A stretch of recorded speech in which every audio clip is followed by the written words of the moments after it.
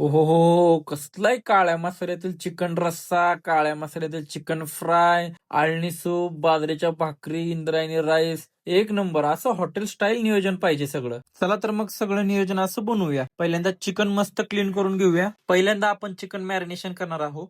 Marination साठी आपण वापरणार आहे हळद, मीठ, अद्रक लसूणची पेस्ट आणि लिंबू.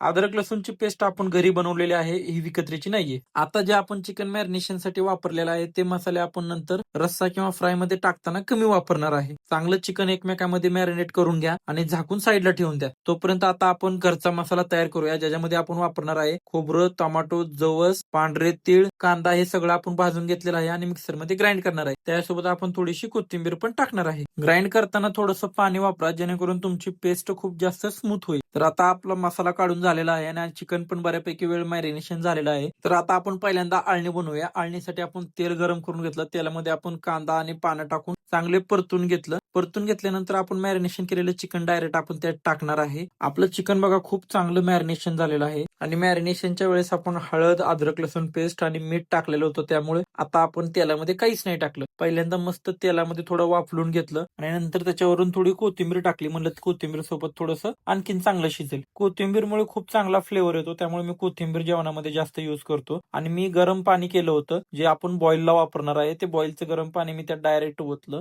आणि तूप हे सगळ्यात जास्त इम्पॉर्टंट आहे. मी बॉईल करताना नेहमी तूप टाकतो. तूप टाकलं आणि कुकरची झाकण लावून दिलं. आता 3 शिट्ट्या घेईल. 3 शिट्ट्यामध्ये चिकन शिजून ओके होणार. अर्ध चिकन आपण बॉईलला टाकलेलं आहे ना, अर्ध चिकन आपण आता फ्रायसाठी वापरणार आहे. फ्रायला आपण जास्त काही मसाले वापरणार नाहीये. तुम्ही बघू शकता कांदा, टोमॅटो, अद्रक लसूणची पेस्ट आणि बस माऊली मसाला यांचा काळा मसाला, एवढ्यामध्ये आपण चिकन फ्राय बनवणार आहे काळ्यामधलं. आजच्या जेवणाचं सगळं क्रेडिट हे माऊली मसाला यांच्या काळा मसाला आणि माऊली मसाला यांचा गरम मसाला जाणार आहे. मसाला तुम्ही बघू शकता हँडमेड आहे, घरगुती पद्धतीने बनवलेला मसाला आहे.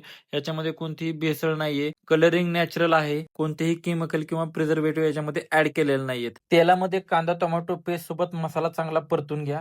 त्याच्यामध्ये चिकन ऍड करा. नंतर वरून थोडासा माऊली मसाला यांचा गरम मसाला टाका. या चिकन फ्राय मध्ये आपण कोणतेही खडे मसाले वापरलेले नाहीयेत. आपण फक्त माऊली मसाला यांचा गरम मसाला वापरलेला आहे. या गरम मसाल्यामध्ये सर्व खडे मसाल्यांची पावडर आहे, त्यामुळे आपल्याला कोणताही खडा मसाला बाहेरचा वापरायची गरज नाहीये. फ्रायचं चिकन जेव्हा काळा मसाला आणि गरम मसाल्यामध्ये परतून घेतलं ना तेलामध्ये, वाह काय स्मेल सुटला होता यार. त्याच्यामध्ये मी थोडस साईडला पाणी गरम करून घेतलं, कारण आपण चिकन शिजवलेलं नाहीये आणि मसाल्यामध्ये चिकन शिजवलं, त्यामुळे आपण थोडंसं पाणी गरम करून त्यात ओतून घेतलं आणि फ्राय शिजायला टाकलं. आता 10 ते 15 मिनिट चांगलं चिकन शिजवून घ्या. चला तर मग मित्रांनो, आपण बनवूया आता काळ्या मसाल्यातील रस्सा. पहिल्यांदा पातेल्यामध्ये तेल तापवून घ्या. तेल तापल्यानंतर त्यामध्ये 2 तमालपत्र आणि अद्रक लसूणची पेस्ट चांगली शिजवून घ्या. त्यानंतर त्यामध्ये आपला घरगुती काढलेला मसाला टाका आणि तेल सुटेपर्यंत चांगला मसाला परतून घ्या. मित्रांनो, तुम्ही जर माझे व्हिडिओ कंटिन्यू बघत असाल तर तुम्हाला समजेल की मी कधीही कुठलं मटण असो चिकन असो मी बाहेरचा कोणताच मसाला वापरत नाही. मी सगळा घरगुती मसाले वापरतो. मस्त असं आपला आळणी शिजलेला आहे. तुम्ही बघू शकता आळणीचं टेक्स्चर एकदम जबरदस्त झालेलं आहे आणि स्मेल असा सुटलाय ना, बस एक नंबर. आपला घरगुती मसाला तेलामध्ये चांगला शिजलेला आहे आणि आपण आता त्याच्यामध्ये आपला माऊली मसाल्यांचा काळा मसाला टाकणार आहे आणि तो परत आपण पातेल्यामध्ये थोडासा परतून घेणार आहे. काळा मसाला पातेल्यामध्ये टाकल्यानंतर आणि थोडासा बघा मिक्स केला ना, मसाला बघा कसा सगळा काळा होतो. एक नंबर कलरिंग येतं मित्रांनो. आणि त्याच्यामध्ये मग आपण टाकणार आहे माऊली मसाल्यांचा गरम मसाला.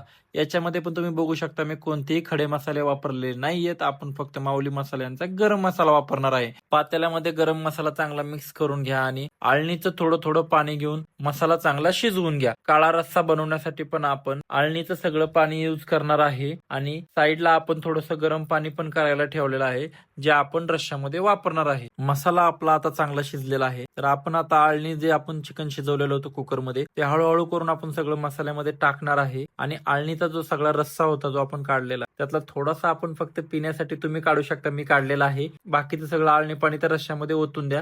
जेवढं तुम्ही आळणी पाणीमध्ये रस्सा बनवाल तेवढा छान लागेल. तर मित्रांनो, 10 ते 15 मिनिटं मंद गॅसवर भाजी चांगली शिजून निघू द्या. तोपर्यंत आपलं चिकन फ्राय पण आता शिजलेलं आहे. तुम्ही बघू शकता एकदम मस्त असं दिसत आहे आपलं फ्राय. आपण हे फ्राय पूर्ण मसाल्यामध्ये शिजवलेलं आहे. तुम्ही बघू शकता आपण काही चिकन पहिल्यांदा शिजवलेलं नव्हतं, त्यामुळे मसाला पूर्ण एकजीव होतो. तर अशा तऱ्हेने मित्रांनो आपलं काळ्या मसाल्यातील रस्सा, चिकन फ्राय आणि आळणी सूप रेडी झालेलं आहे. या जेवणामध्ये फक्त मी बाजरीची भाकर बनवलेली नाही, तर बाकी सर्व काही मी बनवलेलं आहे. तर मित्रांनो, आजचं माझं नियोजन कसं झालंय मला कमेंट सेक्शन मध्ये नक्की सांगा आणि व्हिडिओ आवडला तर तुमच्या भावाला फॉलो करायला विसरू नका.